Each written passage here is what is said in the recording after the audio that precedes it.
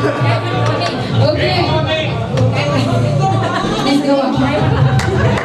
Okay, आगे आप सब डांस किया? किसने सच्ची में नहीं किया बता दो। जोरदार ताली अंकल के लिए, उन्होंने डांस किया। बस उन्होंने बैठे बैठे भी एंजॉय किया, डांस किया था, इसलिए मैंने गाली बुलाई। एंड नाउ एक हमारा एटीपी सेशन अब स्टार्ट होने जा रहा है, राइट? अलर्ट होके बैठेंगे। अभी तक जो आपने सीखा, अभी तक जो आपने समझा, वो आगे का पार्ट समझने के लिए आपके माइंड को प्रिपेयर किया गया था। क्लियर? यस। कैसे अब इस रास्ते पे चलना है, कैसे इस रास्ते की प्रॉब्लम्स को क्रॉस करना है, कैसे इस रास्ते में आगे बढ़ना है, ये सिखाया जाएगा। 3 दिन का ये जो सेशन अभी स्टार्ट हो रहा है, are you here? Yes. Please attention.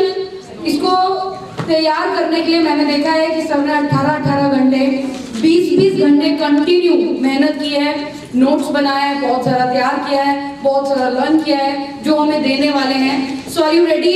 Yes.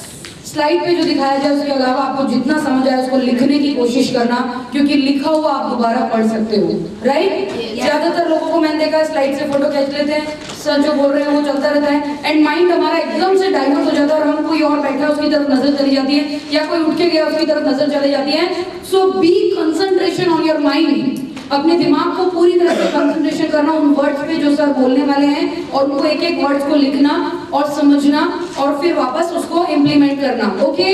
Yes. तो अब हमारा एटीपी सेशन शुरू हो रहा है, और उसके लिए हमारे सबके ग्रेट गुरु, महागुरु, हमारे कंपनी के सीईओ श्री जीवन सर को स्टैंडिंग ओवेशन के साथ, जोरदार ताली के साथ इनवाइट करना। कंपनी ओनर श्री जीवन सर ऑन स्टेज।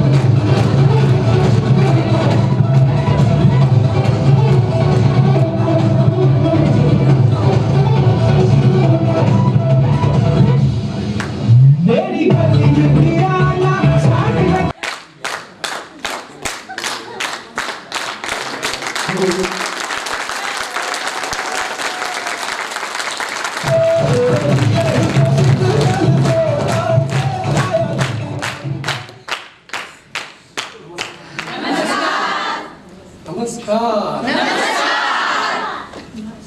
नमस्कार। नमस्कार। मैं जीवन कलाल यहाँ पर आए हुए सभी फीचर क्राउन डायमंड का वाइब्रेंट इंटेक तरफ से एक बार फिर से वेलकम करता हूँ।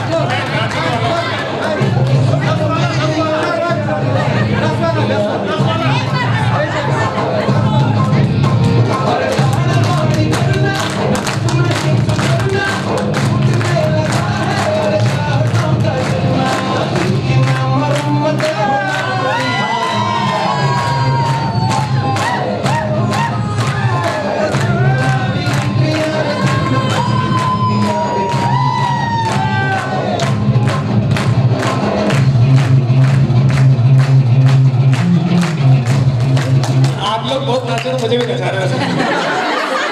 अरे अभी रात को वो बोल रहा हूँ डीजे पार्टी चाहिए, अभी होगी आज की डीजे पार्टी हो गई ना, बहुत हो गया, अभी ज्यादा नाचेंगे तो फिर सीखेंगे लोग। सब मजे ले रहे हैं। मजा ही ले रहे हैं, लगता है 7,000 तो अपना बिजी वसूल कर दिया हो गया नहीं 7,000 वसूल। भाई मैडम दूसरा 7,000 उगराओ, ये नहीं चलेगा। 7,000 में ये सब थोड़ी मिल सकता है। कैसा लग रहा है फ्रेंड्स? मजा आ रहा है?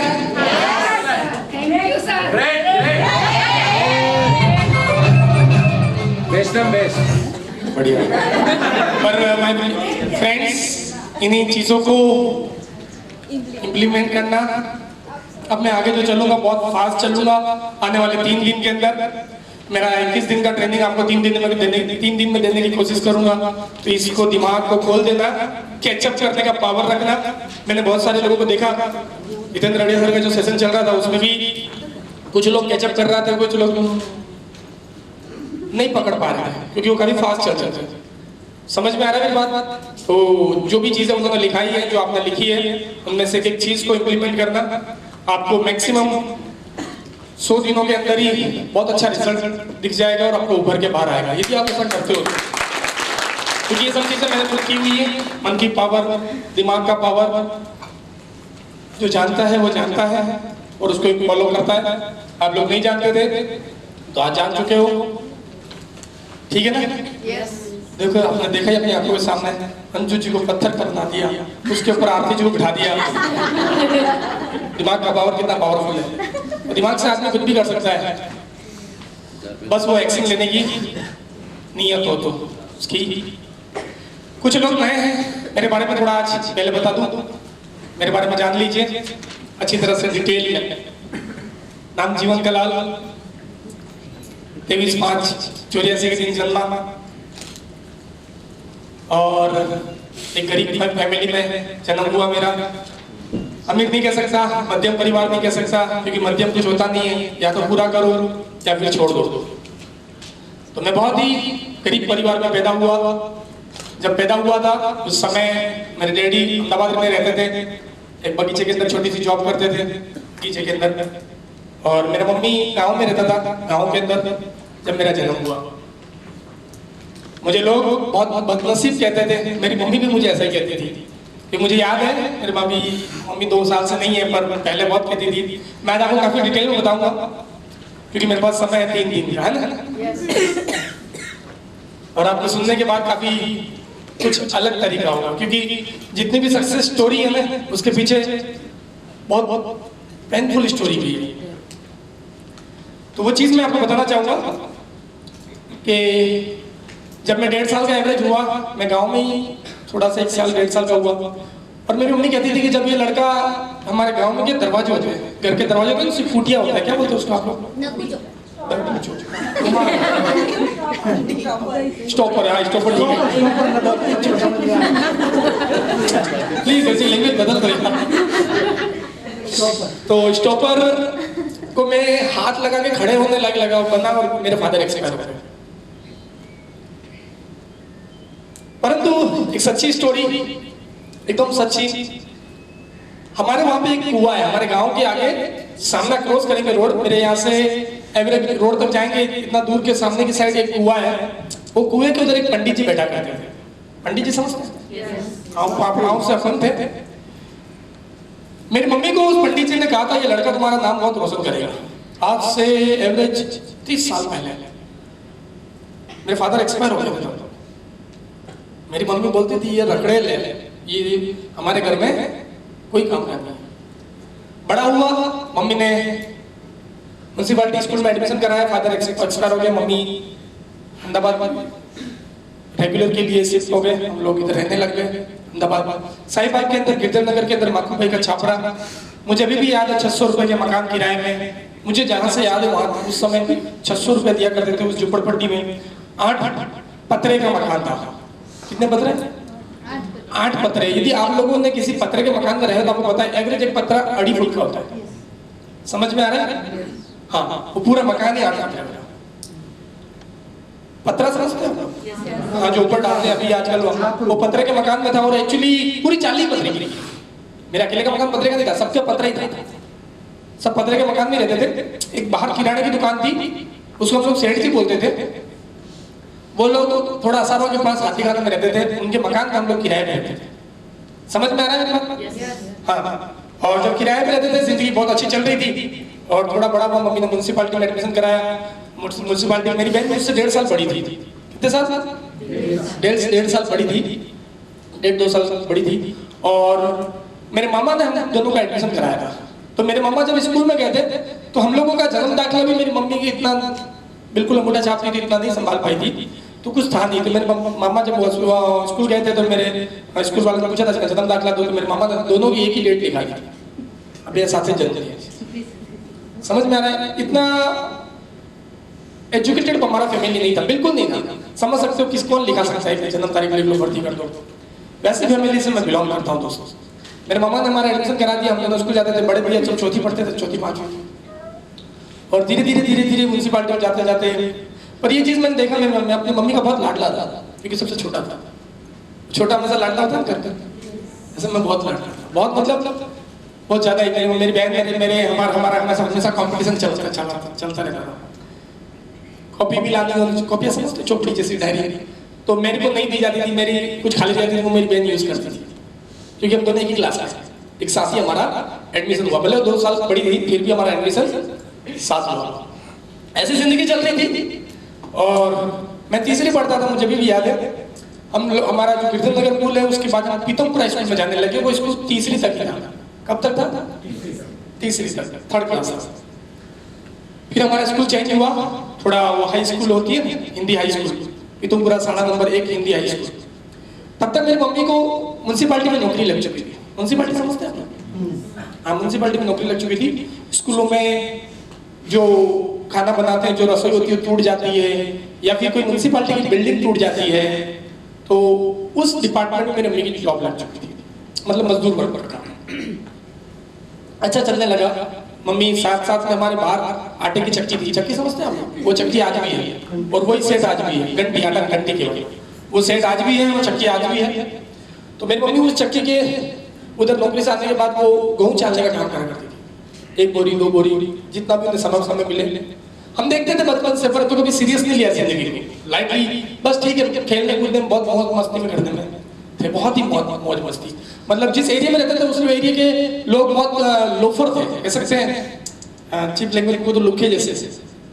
समझ रहे हैं हम लोग? ऐसे एरिया में बड़ा हुआ।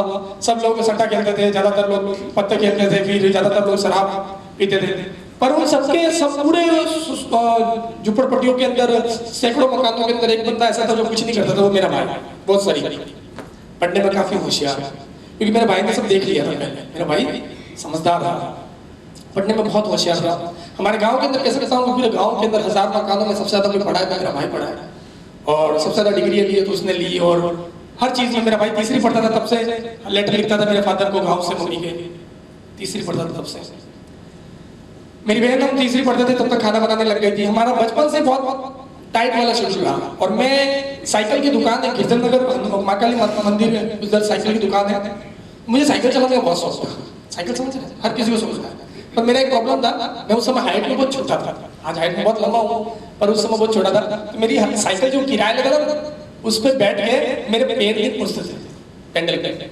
मैं हमेशा पीछे बैठ के साइकिल चलाया करता था। 1 रुपया लगता था शायद 1-2 घंटे का। उस समय एग्जैक्टली याद नहीं मुझे, 1-2 घंटे का वो लोग कितना लेते थे? 1 रुपया। मेरे पास वो 1 रुपया नहीं हुआ, ये हकीकत है। तो मैंने ऐसा नक्की किया कि मैं साइकिल की दुकान में नौकरी हुई स्कूल से छूटने के बाद। क्या करूँ?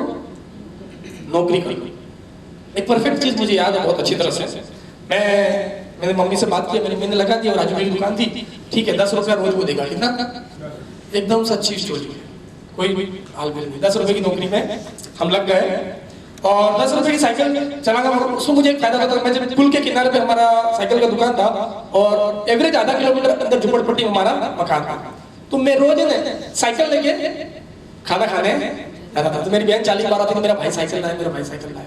मतलब कितने बैकग्राउंड डाउन से हम लोग आए हैं वो बताना चाह रहा हूँ। मुझे कोई शौक नहीं है, पर आप सब अभी मेरी कंपनी में फ्रेंचाइजी ओनर नहीं रहे हो। आप 18,000 में से कुछ हट के 45-50 लोग, इसलिए आप लोगों को डिटेल बताया। आप लोगों को पता होना चाहिए कि आप किस कंपनी से जुड़े हो, और आपका जिसके साथ है वो पता के अंदर क्या है। बस ऐसी जिंदगी से चलते चलते चलते फिर हमारे सामने एक अग्रवाल होटल थी, शायद आप लोगों ने किसी नाम सुना होगा, अग्रवाल होटल। उस जमाने की बहुत फेमस होटल थी, उसकी कचौरी बहुत फेमस थी। कचौरी समझते हैं? मुझे कचौरी खाने का बहुत शौक था, मुझे ज़्यादा समोसे अच्छे अच्छे थे, तो पैसा नहीं हुआ करता था, तो मैंने साइकिल की नौकरी छोड़ दी, कचौरी वाले का नौकरी छोड़ दी। मेरी मम्मी को बोला मुझे तो कचौरी खानी थी। मेरी मम्मी बोलती बेटा रोज एग्जैक्ट 12:30 1 बजे मैं स्कूल से डायरेक्ट वहीं, फिर बेड जितनी सुबह से प्लेटें भेगी और शाम तक धोने की, क्या धोने की, प्लेटें धोने की, और 10 रुपया वो देवे और कचौरी की समोसा से अपना। फिर पढ़ने में बहुत डब्बा था, बहुत ही कमजोर, यहाँ तक कि मेरा पेपर भी मेरी बहन लिखती थी, म्यूनसिपालिटी में सब चलता था। मेरी बहन का पेपर था, मुझे बोलता था तू मेरा लिखती है, तू एक पेट में। बहुत दादागिरी वाला था पहले से। मेरी बहन को बहुत दादागिरी करता, उसको बहुत मारता था, बचपन की बात बता रहा था। इतना मस्तीखोर था मैं, बहुत मस्तीखोर, मतलब हर तीसरे दिन मेरा हाथ ये टूटा हुआ था। मेरी मम्मी हार्डवेयर के वहाँ पट्टा बंधा बंधा के थक गई थी, चौथे दिन ये हाथ टूटे, पैर टूटे, कुछ न कुछ तोड़ के लगा। इतना मस्तीखोर था। क्रिकेट का बड़ा शौक था मुझे, पर प्लेटफॉर्म अच्छा नहीं मिला, इसलिए कुछ बड़े बन नहीं पाए, मौका नहीं मिला। एक्सक्यूज नहीं था, सपना भी नहीं था ऐसा कुछ चांस मिल सकता है, कुछ आइडियाज भी नहीं थे, और किसी ने ऐसा गाइड भी नहीं किया। बस जिंदगी चल रही थी इस तरह से, लाइफ अच्छी तरह से रूटीन में कट रही थी। थोड़ा और बड़े बड़े 7वीं तक पढ़े, 8वीं आई। 8वीं में हमारा सापुर केटीनेसा स्कूल का आप लोगों ने नाम सुना होगा, सापुर के साहिबाग के पास, जैसे दिल्ली तरह क्रॉस करोगे लाइफ साइड सापुर हलीमनी खिड़की के सामने केटीनेसा स्कूल है। हिंदी मीडियम में मेरा वहाँ एडमिशन हुआ, बड़ी मुश्किल से एडमिशन हुआ था, क्योंकि म्यूनसिपालिटी में मैं बहुत कमजोर था। केटीनेसा में एडमिशन बहुत ऐसा लगता था, हाँ वो सारी स्कूल में एडमिशन हो गया। 8वीं मैंने हाफ पढ़ाई की। 8वीं में मुझे स्कूल जाना बिल्कुल पसंद नहीं था। मैं सुबह स्कूल का नाम लेके हनुमान कैंप आप लोगों ने देखा होगा, पहले उसका ग्राउंड बाहर हुआ करता था। रोज सुबह सबसे अहमदाबाद में सबसे पहले कोई स्कूल खुलती है तो केटीनेसा ही खुलती है 6:45 बजे, जिसकी घंटी कितने बजे बजती थी, 6:45 बजे। बाकी सब स्कूलों की 7 बजे 7:30 बजे ऐसी बजती थी, हमारे हिंदी मीडियम। तो 6:45 बजे हमारे स्कूल थी। मैं वो उस समय साइकिल लेके हनुमान कैंप चले जाता क्रिकेट खेलते, स्कूल के यूनिफॉर्म में गुल्ली मारते थे। आप लोगों को याद हो अपना बचपन में कभी मारी थी आप लोगों को? मारी थी, बहुत सारे लोगों ने मारी थी गुल्ली, बहुत मारता था मैंने। इतनी गुल्ली मारी कि एग्जाम आई, एग्जाम चल गई, पता ही नहीं चला। समाज विद्या के सर मेरे भैया को जानते थे, क्योंकि मेरे भैया भी वहीं पढ़े थे, तब तक मेरे भैया ट्यूशन पढ़ाने लग गए थे। तो मेरे भाई को सर ने बात की, पता नहीं कैसे बात की, और मुझे स्कूल में बुला के बहुत मारा, बहुत खराब मारा, मार के। समाज विद्या गुप्ता सर से बहुत खराब मारा, इतना खराब मारा कि मैंने डिसाइड कर दिया मैं स्कूल ही नहीं जाऊंगा। क्या नक्की किया? ये हकीकत बता रहा हूं, मैं स्कूल नहीं जाऊंगा। मेरे समाज के ज्यादातर लोगों की सूरत में किराने की दुकान समझते हैं? हाँ, किराने की दुकान थी। मुझे क्रिकेट खेलना बहुत शौक था, मैं गुल्ली मार के क्रिकेट खेलता था। एग्जाम चली गई तो समाज विद्या के सर ऐसे बहुत ही खड़ूस था, मुकेश जी भी जानते हैं, क्योंकि मुकेश जी वो स्कूल से पढ़े। हाँ, बहुत बहुत खराब मारा, वो भी सबके बीच में मारा, शर्म ही नहीं कर सकते। पहले ऐसा होता था, आज तो हमारे बच्चों को खड़ा भी रखते थे, मेरे बच्चे को जैसे खड़ा रख के ऐसे हो गया, पर पहले ऐसा नहीं करता था। पहले तो हमारे पेरेंट्स लोग ऐसा बोलते थे, उसको मारो सुधारो, ऐसा बोलते थे। अब कैसा हो गया? हाँ, थोड़ा कहीं लाल थी पेपर माफी दे, स्कूल बंद करेंगे। हाँ, ऐसा होता है ना। पहले ऐसा नहीं होता था, जब आप लोग भी पढ़ते होंगे तब आपने याद करो तो सर लोग बहुत पीटते थे, बहुत खराब मारते थे। तो मुझे मार खाने के बाद मैंने क्या डिसाइड किया? मैं स्कूल नहीं जाऊंगा। मैंने बोला भैया मैं स्कूल नहीं जाऊंगा। मेरे भैया मेरी मम्मी ने डिसाइड किया कि इसको किराने की दुकान पे लगा लेते, क्योंकि हमारे गांव के सभी लोग सूरत में किराने की दुकान चलाते थे, छोटी चालियों में किराने की दुकान, और लगता था गाँव वाले लोगों को भी वो सक्सेस हो गए। क्या लगता था? वो सक्सेस हो गए, सूरत में कितनी किराना दुकान है, भैया कमा। अब वो एक्चुअली होता क्या था, ये सूरत के जितने भी लोग मेरे गांव में आते थे, लीरियल साबुन, लक्स साबुन लाते थे, किराने की दुकान थी, वो बैडबोर्ड पे नहाते थे, कुएं में नहाते थे, और फिर अच्छे कपड़े पहन के आते थे 2-3 दिन। सूरत में उनकी हाल क्या थी वही जानता था, पर वो गांव में आके 2-3-4 दिन के लिए आते थे तो बहुत एटीट्यूड में रहते थे। तो सब लोगों को लगता था मान लो जो बाहर किराने की दुकान भी कर रहा था बहुत बड़ा आदमी बन गया है, बहुत शहर में रहता है। तो मुझे बोला तुम्हें किराने की दुकान लग जा, धीरे तेरी भी किराने की दुकान करा देंगे। मेरे परिवार में भाई की, मतलब मेरे कह सकता हूँ मेरे भतीजे की किराने की दुकान थी, मुझे वहाँ भेज दिया। सूरत के अंदर मीठी गाड़ी है, मीठा गाड़ी आपको नाम सुना होगा, मीठी गाड़ी झुपड़पट्टी का विस्तार है सूरत का, बहुत झुपड़पट्टी। उधर मैं किराने की दुकान पे नौकरी लग गया। क्या लग गया? मैं थैला लेके गया था 7 दिन के लिए, साथ में 4-5 चड्डी और 4-5 शर्ट थे। मैं उस समय तक चड्डी पहनता था क्योंकि पैंट की मम्मी नहीं रही, एक आधा पैंट होगा। सारे कपड़े मैंने इकट्ठे किए, मुझे कपड़े धोना अच्छी तरह से नहीं आता था। 7 दिन हुए, मैंने बोला भैया मुझे वापस आ जाओ, मुझे नहीं करनी नौकरी। उस समय लैंडलाइन बंद हुआ करते थे। एक बार बात करके मैं बैठ के बस में बैठ के मैं उधर रोने के नाटक किए ना, फिर उसने मुझे बस में बिठा दिया क्योंकि भतीजे लगता था परिवार में। बस में बैठ के वापस अहमदाबाद आ गया। फिर मैंने बोला भैया मैं वापस पढ़ूंगा, मुझे एडमिशन। मेरा 1 साल बिगड़ा, फिर वापस भैया बोला ठीक है पढ़ेगा ना पक्का। हाँ मैं रोने लगा, मिला उधर ही मजदूरी करने से अच्छा पढ़ाई चाहिए। सुबह 6 बजे उठो और चाय चूको, 1 रिबन शक्कर आपको, 1 रिबन दूध आपको, 1 रिबन चावल आपको, 1 रिबन आपको, शाम को 11 बजे तक पैरों पे खड़े रहो। मैं बोला इससे अच्छी पढ़ाई है। अब बस पढ़ाई चालू की, साथ साथ में जॉब कर रहा था, छोटे मोटे जो भी हमारे वहाँ पे चाय की कितली थी, चाय लेके मैं घर घर में चाय ले जाता था। तब तक मैं स्कूटर चलाना सीख गया। स्कूटर समझते हैं? स्कूटर चलाना सीख गया था। कमिश्नर ऑफिस के सामने एक मनमोहन दूध घर है, आप लोगों ने देखा होगा, भी है, काफी लोग जाके भी आए। मैं वो दूध की दुकान में नौकरी लग गया। वो दूध की दुकान वाले का धंधा था केरी के रस का। केरी समझते हैं?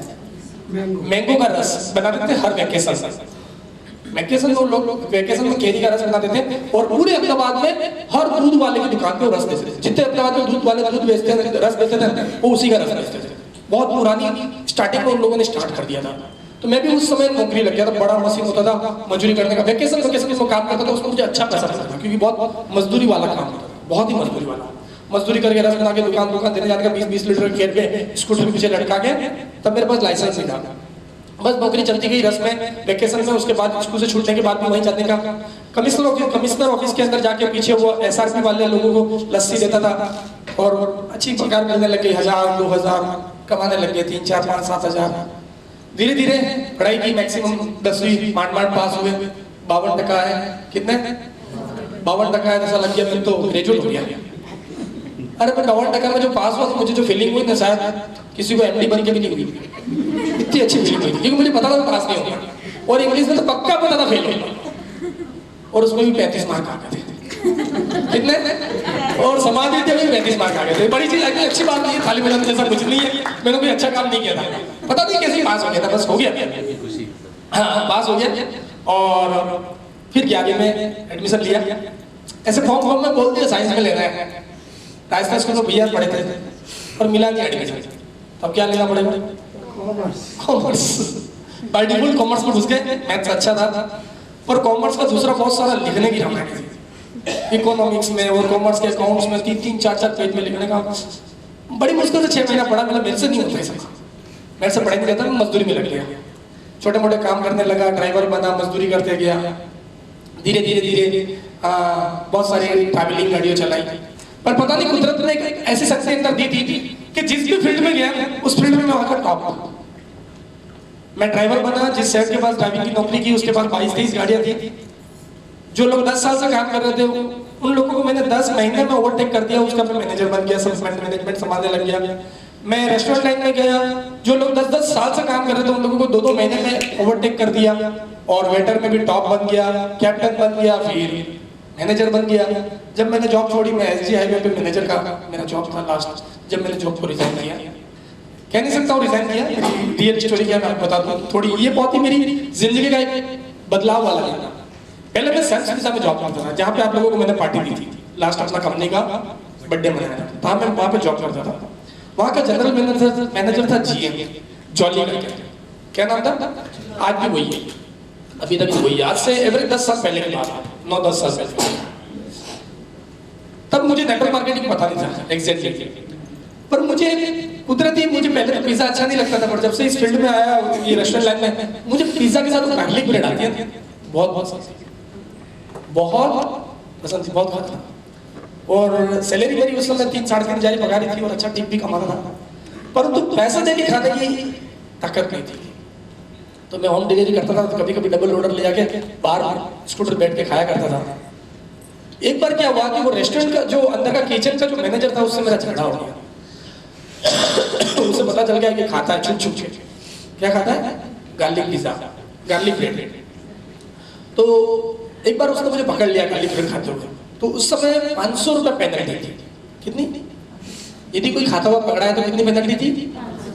500 रुपये पेनल्टी थी। अभी मुझे याद है और वो जॉली को कंप्लेन करती, रोज रात को रेस्टोरेंट में जॉली सर आते थे, और मेरा केबिन था लास्ट में, उस केबिन में मैं बैठता था, होम डिलीवरी इंचार्ज था। वो ऐसा था कि उस दिन, जिस दिन मैंने खाई थी उस दिन उसने जॉली सर नहीं आए थे, दूसरे दिन सुबह में आया। जब रेस्टोरेंट में आया, रेस्टोरेंट में ऐसी हालत बिगड़ी हुई थी, माहौल खराब था, सब लोग बोले थे सर तेरी कंप्लेन करेगा ये। उसका नाम था बम्बोला, नेपाल का लड़का था। किचन में कौन था? नेपाल का लड़का, नेपाली था। तो वो मेरी कंप्लेन करेगा, मुझे पता था ये कंप्लेन करेगा ही। मैं गया उधर, सोफे बैठे, पहले 10:30 बजे एवरेज, सब साफ सफाई चल रही थी। एक कॉल किया मैं, तो बोला मिस्टी की कंप्लेन करूँगा। मैंने बोला तो करने ही वाला था, वो खा लेता, कंप्लेन तो करने ही वाला। तो मेरे साथ झगड़ने लग गया। बात में ऐसी हो गई, मेरे हाथ उठ गया, मैं बहुत गुस्से वाला था, मैंने उसको थप्पड़ मार दिया। रात हुई, जब बम्बोला वो सीनियर था, मतलब 10 साल से वो उस रेस्टोरेंट लाइन में था, उसी होटल में था। मेरे को बहुत शॉर्ट टाइम में मैंने ग्रोथ किया था। तो रात को मैनेजर आया, मुझे बोला तूने मेरे बंदे पे हाथ उठाया। मैंने बोला उसने भी ऐसे बात हुई थी, इसलिए मैंने उसको एक थप्पड़ मार दिया। अब मैंने तो एक ही थप्पड़ मारा, बात वो अलग है कि वो 3-4 जगह दिखाया, समझ में आ रहा है? और ऐसे मारा था, फ्रिज में चढ़ाया, फ्रिज भी गिर गई, एक ही थप्पड़। अब मैं क्या करूँ? मैंने कुछ जानबूझ के नहीं मारा था, क्योंकि उससे पहले मैं बहुत मजदूरी करता था, मैं 100 किलो की बोरियां डालता था चीनी की। तो हाँ, पावर अच्छा था उस समय। अब तो थक गया, 10 साल से भी मजदूरी नहीं की है, हार्ड वर्क नहीं किया। तो पंखा कुछ बढ़ गया, तो मेरे मैनेजर ने बोला देख दिया, तुमने पहली चीज पिज्जा खाई, गार्लिक ब्रेड खाई। मैंने हाँ खाई। मैंने बोला सर उसकी जगह मैं कूपन सेट कर दूंगा, कस्टमर का आएगा वो खाई तो खाई। अब खा ली तो खा ली, बंदा चली गई, क्या कर सकता। मैंने बोला रोज खाता हूँ तो खाता हूँ, पसंद है, चोरी तो करता नहीं हूँ। तो बोला उन्होंने 500 रुपया पेनल्टी दे, या फिर नौकरी को छोड़, या फिर और तेरे मेरे आदमी को ही मारा। मैंने बोला मैं भी तो आदमी तुम्हारा ही नहीं। तो बोले वो तू मेरा आदमी था, उसको मारता नहीं। बोला वो मुझे बोले चले, वो जूना आदमी था, तो ऐसी थोड़ी कंपटीशन हो गई। तो मैंने उस समय डिसीजन नीचे मुंह करके खड़ा था, मुझे डांट रहा था कि तुझे शर्म नहीं आती है, एक पिज्जा खाता है 40 रुपए की पिज्जा इस तरह से खाता है, चोरी करके खाता है। तो बहुत गिल्टी फील कर रहा था मैं, खड़े बहुत अफसोस हो रहा था। और मैंने भी डिसाइड कर लिया था मुझे नौकरी नहीं करनी। और मैं धीरे, मुझे बोला तेरे को 500 रुपये देना है। पहले तो मैंने सुबह सोचा था 500 रुपये दे देंगे, पर जिस समय उसको मुझे डांटते रहा, इस तरह से डांटते रहा, पता नहीं अंदर के जीवन को कुछ लगा और बोला हटा, नहीं देना है 500 रुपये। बोले क्या करना है? मैं उनकी काफी इज्जत करता था, सामने कुछ नहीं बोला। उस दिन की बात वहां से नौकरी छोड़ गया। पर उतरते समय सोच रहा था यार कुछ ऐसा तो करूंगा, इस जोली को तो बताऊंगा कि हम भी कुछ कर सकते हैं। बस ऐसा अंदर से कुछ जवाब था, पर पता नहीं था कि नेटवर्क मार्केटिंग मिलेगा। दूसरे दिन मैं इंटरव्यू देने के लिए यूएस पिज्जा में गया। वो सर्च पिज्जा अलग डिपार्टमेंट है, यूएस पिज्जा अलग डिपार्टमेंट है। उन लोगों ने मेरा नाम सुना हुआ था कि लड़का अच्छा है, तुरंत ही मुझे नौकरी रख दिया, मैनेजर बना दिया। ग्रांट भगवती के बाजू में यूएस पिज्जा, उसका डायरेक्ट मेरे को पोस्ट दी। दूसरे दिन से मैं जॉब स्टार्ट कर दिया। पर जॉब से मैं फिर संतुष्ट नहीं था, फिर पता नहीं मन में क्या हो गया था कि कुछ ना कुछ हाथ पैर मारने की कोशिश करा। उससे पहले मैं एक्स्ट्रा भी हाथ पैर नहीं मारता था, उसी में कोशिश करता था ग्रोथ कैसे करूं। उसी में कोशिश करता था, 3 जॉब करता था। रेस्टोरेंट में कटिंग करने का, सब्जी कटिंग करने का, उसका अलग सैलरी, फिर वेटर का अलग सैलरी और होम डिलीवरी का अलग सैलरी, इस तरह से जॉब करता था। मैंने पढ़ा, अभी की बात बताऊं कि कुछ जो लोगों के अंदर कुछ अलग होता है वो हमेशा कुछ अलग करने की कोशिश करते हैं। तो मैं उस फील्ड में जब मैं वहाँ पे लगा तो मैं हमेशा ढूंढता था कि कुछ अलग करूं। जब बैंगलोर से बड़े ऑफिसर आते थे, मैं इनको फील्ड बताना चाहता था, तो मैं सोचता था कि मैं कुछ करूं, पर मेरे पास पैसा नहीं था, इसलिए बिजनेस कर नहीं पाया। पर अचानक मुझे उस समय जब मैं यूएस पिज्जा में था, लास्ट मोमेंट पे मैंने 2 ही महीना जॉब की होगी, एवरेज 1.5 महीना, और मुझे डायरेक्ट सेलिंग दिखाया किसी ने। दिखाया तो स्टार्टिंग में मैं भी बहुत ओवर कॉन्फिडेंस में रहता था, बहुत ही एटीट्यूड वाला बंदा था, बहुत ही एटीट्यूड। कुछ लोग बोलते मेरे पति को बहुत एटीट्यूड है, उनको कुछ नहीं था, कुछ नहीं है, मैं इतना एटीट्यूड वाला था। इस एटीट्यूड के इस गलत फैसले की वजह से, विजनलेस फैसले की वजह से मैंने मेरी जिंदगी में बहुत कुछ खोया भी है। मैं इतना गुस्से वाला बंदा था, बहुत ही, मतलब बहुत ही।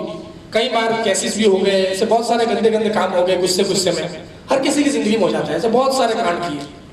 पर जिस फील्ड में डायरेक्ट सेलिंग को देखा, स्टार्टिंग में